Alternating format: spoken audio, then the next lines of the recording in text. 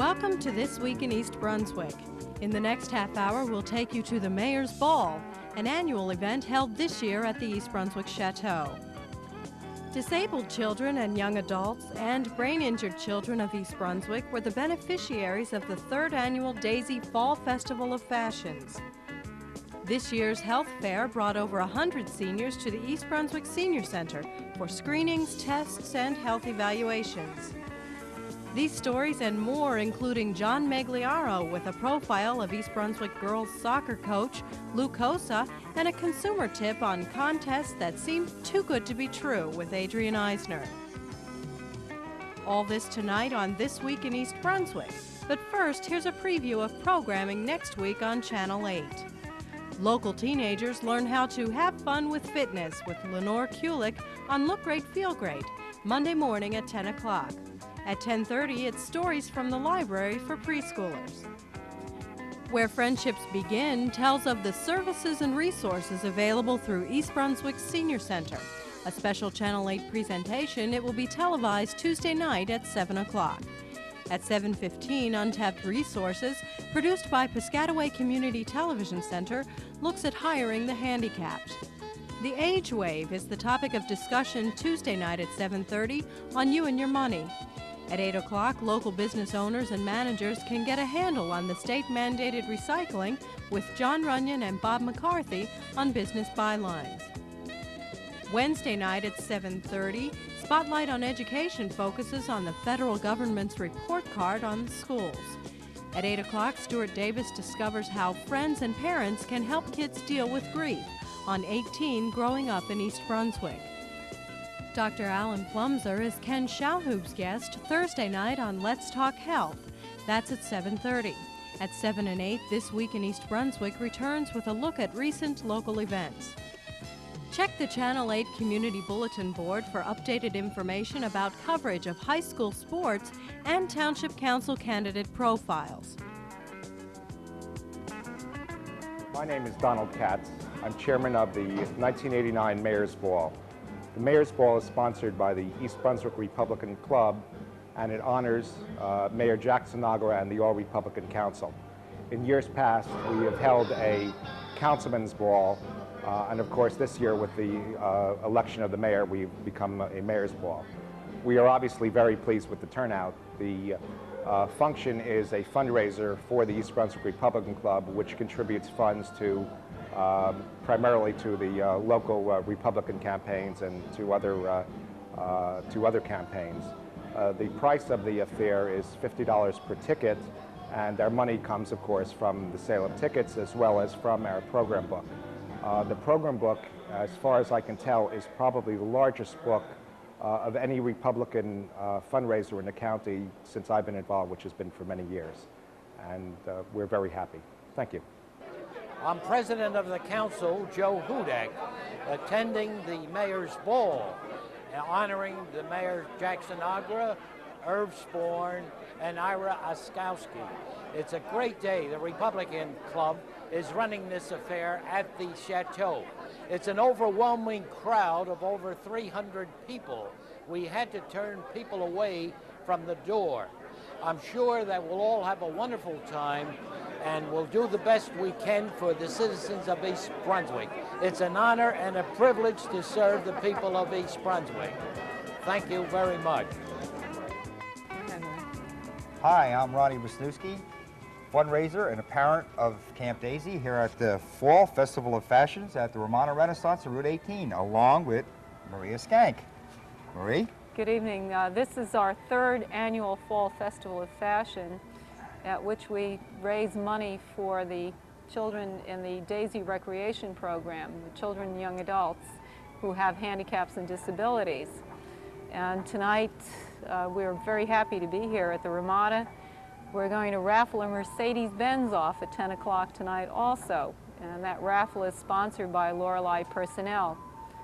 All proceeds will go to the children at the Daisy Recreation Program through the Brain Injured Children's Association. We have no paid staff, right, Ron? We're all totally volunteer. Exactly. Parents and friends of Daisy, we're all volunteer. Absolutely. And We got a dynamic thing going, and we're going to keep it. This is our 3rd annual, and it's packed in there. It's a full house, and It's wonderful to see, and we're happy to be here at the Ramada, and everything's just beautiful. everything will go directly to the kids, which I'm sure is where it's supposed to go. Okay, and if I just might add, just 2 quick fundraisers coming up next year. The February 25th of 1990, the Pancake Breakfast is back in business, and it's here at the Ramada Renaissance. And the 3rd annual Daisy Fair at the Middlesex Fairgrounds. That's my little baby with a bunch of friends around me with fireworks on Memorial Day night. Hope to see you all there, and thank you very much. Hope Maria? to see them at the fashion show next year, too. Thank you. All good causes for our kids. Thank you. Wednesday night, the council held both an action and agenda meeting to catch up for a canceled session due to the death of Public Safety Director Joseph Farrar. The meeting began with Township Administrator Jack Coughlin proclaiming this week Fire Prevention Week and Alpha Delta Kappa Week, and proclaiming the month Hadassah Month. Recovering from back surgery, Councilman William Kirk participated in the meeting via a speakerphone. At the beginning of the meeting, Councilman Ira Skowski informed the governing body of complaints by Timber Hollow residents. Residents say their school bus stop on Cranberry Road is dangerous. After hearing the complaints, the council said they would support residents in their effort to convince the school board that the children should be picked up in interior streets. Residents say that 20 to 30 children wait at the bus stop on Route 535 every morning. They say a tragedy may be inevitable. Also Wednesday, the council reacted to recent anti-Semitic vandalism in the township. A resolution condemning such activity was read into the minutes. Whereas the East Brunswick Jewish Center has been the object of anti-Semitic activity, including the desecration of the buildings and grounds of the East Brunswick Jewish Center, and whereas there has been an alarming increase in the number of incidents of similar acts of anti-Semitic activity in neighboring municipalities, and whereas the East Brunswick Township Council wants to make it perfectly clear that racial, ethnic, and religious bigotry will not be tolerated in any form in the Township of East Brunswick.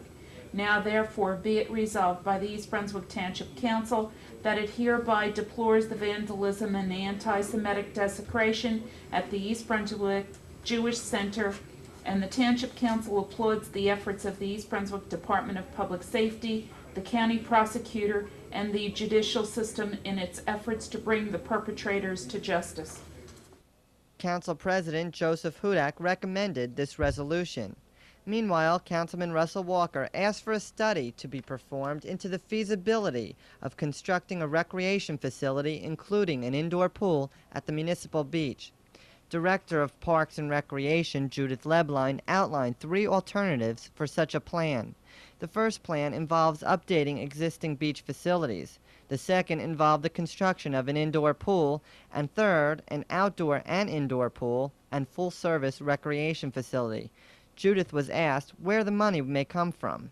An improvement, if we were to do some kind of combination improvement, indoor-outdoor facility, some monies could be obtained through the Green Acres program. But again, that program has changed, and it's no more out-and-out grants. It's still a matching kind of program. Unfortunately, facility building for recreation is not funded through any of the divisions in the state. Also Wednesday night, Town Attorney Bertram Bush told the council he has been unsuccessful in his appeal to reduce the town's Mount Laurel low-income housing requirement. According to Bush, the town is required to build 914 low and moderate income housing units by July of 1991. During the real estate boom years, only 300 Mount Laurel units were constructed. 79 more are planned, leaving nearly 600 units to be developed. Surrounding towns which oppose the original Mount Laurel decision have been successful in substantially reducing requirements. According to Bush, Monroe reduced its requirements from 900 to 300, and Cranberry was successful in cutting its requirement of 700 to 200 units. I'm Stuart Davis for Channel 8. Since their start in 1978, the East Brunswick High School girls varsity soccer team, coached by Lou Kosa, has dominated play in central New Jersey. With an overall record of 211 wins, 25 losses, and 10 ties, Lou has one of the best records at his school, which prides itself on its athletic prowess. 9 consecutive conference championships through 1988, sectional champs in 1980, 86, 87, and 88, Group 4 state champions in 86 and 87, and 3 times ranked as the #1 team in the state. It comes as no surprise that sports writers have named Lou Kosa Coach of the Year 8 times. I think some of the reasons our team has been successful is starting with our soccer club. We have a youth program with like 3,000 people or young kids playing. And then we start off on an organized level with our 8th grade team, our 9th grade team, and then our JVs and our varsity team. Plus the fact that when we first started the program, our AD and myself decided we're going to play tough competition, and we went down into the predominantly soccer areas and played the tough teams. And in that way, our program developed at a quicker rate than most of the teams around. We all enjoy very much playing with him because he instead of yelling at us, he tells us how to improve on that flaw. And we'll always try to do better in that, and we'll listen to him. We always listen to him. It's a lot of fun, and it's a lot of hard work playing for Mr. Kosa. He's very frank with us. If he wants us to do something, he'll tell us exactly what it is. And though we know there's times that we can joke around, there's also times that we have to work really hard to get to where we have gotten. In my opinion, Lou has all the ingredients that a head coach needs. He has a great rapport with the athletes, he's hardworking, and he has a great knowledge of the game. Is there a secret to the success of the East Brunswick High School girls soccer program? Well, if there is one, it rests with its coach, Lou Kosa. And how does Coach Kosa see the 1989 season? Well, as far as the rest of the season goes, right now we're 8-0. But as the tournament time comes, there's a lot of good teams around, and we're going to need a lot of good breaks, and we're going to have to play our best soccer at that time. It's not any team can take us at any time.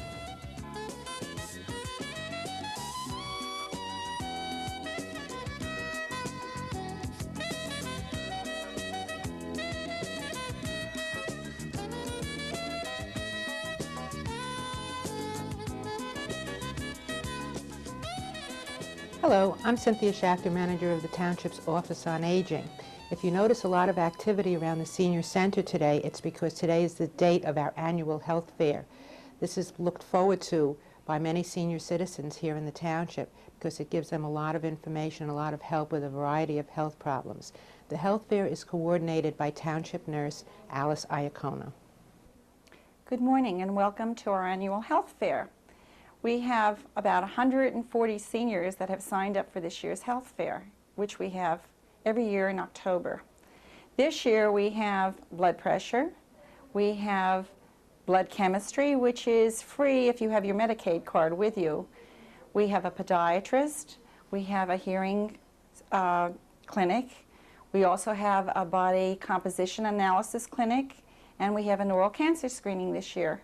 Also, we have somebody from Robert Wood Johnson's Department of OBGYN who are here to talk to people about menopause. And we have a woman from Healthways who will inform you how Healthways can help you with your health.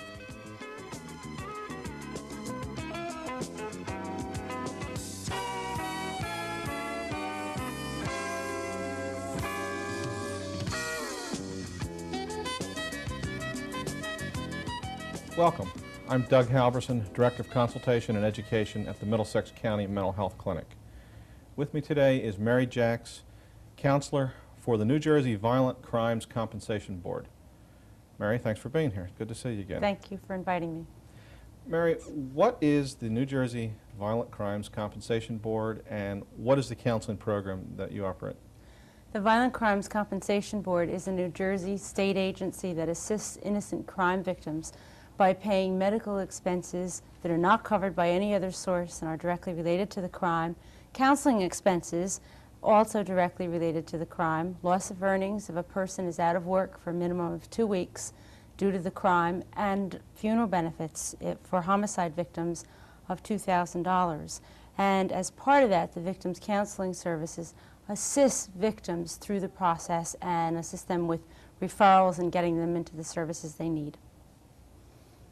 When you say violent crimes, what kind of violent crimes make one eligible for these services? A violent crime is a crime of personal injury, and that can be physical and it can also be emotional injury. And by state statute, the violent crimes are those of assault, arson, child sexual abuse, child physical abuse, domestic violence, elderly abuse, homicide, kidnapping, terroristic threats, and even lately has been included food tampering. Food tampering. Kind of a sign of the times, a new violent crime added to the list, so to say. How does a crime victim go about applying for services? The claim forms, which need to be filled out, are available in every police station and in every hospital emergency room. They're also available by calling our hotline, which is 1-800-242-0804. That's 1-800-242-0804, and we'll be glad to send a claim form out to anyone who requests one. The brochure that you referred to a moment ago, is that the kind of thing that would be seen in the emergency rooms? Yes, the small ones is the actual claim form that is in the pocket, but that's exactly what it looks like. Have you been the victim of a crime in need of help? And within that is the application form. Mary, thank you for being here. With me today has been Mary Jacks, counselor with the New Jersey Violent Crimes Compensation Board. For further information about services of this board, you may call the hotline at 1-800-242-0804. I'm Doug Halversen, Director of Consultation at Middlesex County Mental Health Clinic. Thank you for watching. Channel 8 is highlighting 2 short features this month. One is a light overview of the East Brunswick Senior Center through the introduction of a new member. The tape was co-produced by the Senior Center and Channel 8 and features many members and staff of the center. Here's a preview.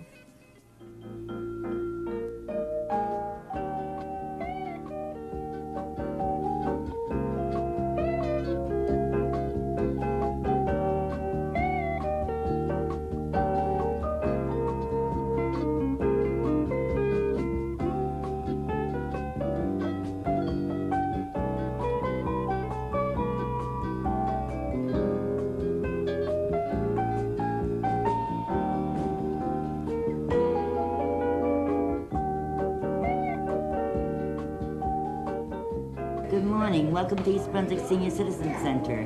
Hi. Are you Irene? Yes, I am. I'm Elizabeth. I'm new here. Well, don't be nervous. We have a lot of nice programs and friendly people here, and I'm sure you'll get acclimated after a while. Right now, we'll get you started. I'll take you in to meet our manager. Thank you. Cynthia, this is Elizabeth Klein, our new member. This is our manager, Cynthia Schachter. Hi, Elizabeth. I'm Cynthia Schachter. It's so nice to meet you. Thank Why you. don't you have a seat and we'll tell you a little bit about the program. I'd like to hear about it. But before we do that, I'd like to know a little bit about you. I've lived in New York all my life, but my husband died last year, and I've been out here all alone, and the children don't want me being alone.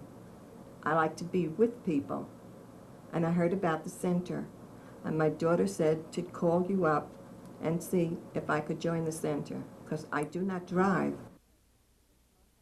Another short feature this month on Channel 8 is Untapped Resources.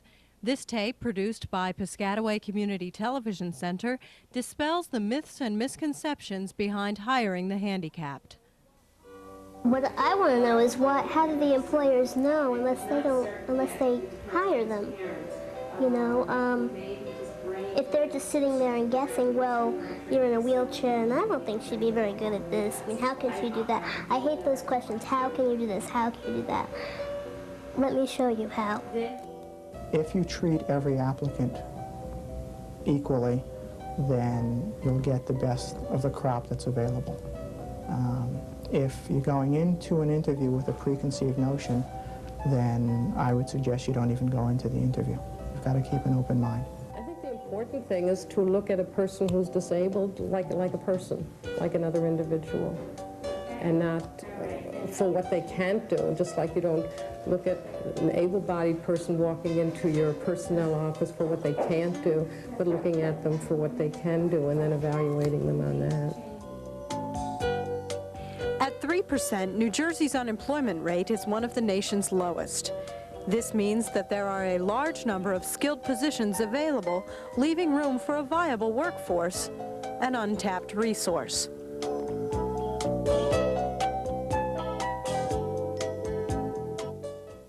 Right now, it's estimated that about 70% of disabled people are either unemployed or underemployed. And that seems to us to be both a crisis and criminal in the sense that we're in a labor shortage in the United States, and we're offloading things like administrative services to foreign countries, and yet at the same time we have this huge unemployed disabled community. In New Jersey alone, it is estimated that 700,000 people with disabilities are of employable age and are able to enter the workforce. Of that population, 500,000 are unemployed. People with disabilities seeking employment are often plagued with the misconceptions of those hiring them. Not only are they faced with the odds of accessing an available job, but overcoming accepted myths about their work potential. Both of these features will be shown throughout October and November. Check the program guide on Channel 8. This man will have a heart attack in 20 minutes. At first he'll think it's indigestion, but the pain won't go away. He doesn't want to die. He just hasn't gotten around to the things he's been planning to do. Like lowering his blood pressure and cholesterol, losing weight and exercising instead of passively watching others. Soon he'll catch the end of the game. There'll be no overtime. You can help prevent heart disease. We can tell you how. Hello, and welcome to Consumer Aware. I'm Adrienne Eisner, Director of the East Brunswick Consumer Affairs Office. Congratulations, you are our grand prize winner. It seems like every time you open your mailbox lately, there is a postcard or a letter stating that you have won a valuable prize. The postcard generally states that this is an official notification that you have won either a car, jewelry, fur coat, or even cash. The great opportunity is directed only to you. You are asked to respond immediately, or you will lose this opportunity. Often there is a toll-free number provided which you are instructed to call. When the consumer calls, he is often subjected to a high-pressure phone solicitation by a telemarketing operator who is selling vitamins, vacations, or timeshare property. Many legitimate companies use telemarketing to reach new customers. The problem is con artists use the phone to trick the consumer into buying whatever they are selling, usually at inflated prices. Consumers may travel to the timeshare property in order to pick up their gift, and upon arriving, be subjected to an extremely high-pressured sales pitch before they can receive their gift or prize. If you receive a postcard or a letter offering a prize, read the entire thing very carefully. Often, the postcard appears that a consumer has won a prize, when in fact, upon closer scrutiny, the consumer has merely won the opportunity to participate in a sweepstakes. Often during a phone call, the consumer is asked for his credit card number for identification purposes. Never, under any circumstances, should you give out your credit card number over the telephone unless you initiated the telephone call. Keep in mind that legitimate businesses cannot afford to stay in business if they are always giving away expensive, luxurious prizes. Always be suspicious whenever you are told that you are a grand prize winner. If you have any questions or want additional information, please contact us at the East Brunswick Consumer Affairs Office in the Municipal Building. The telephone number is 390-6954. Thank you for joining me on Consumer Aware. See you again next time.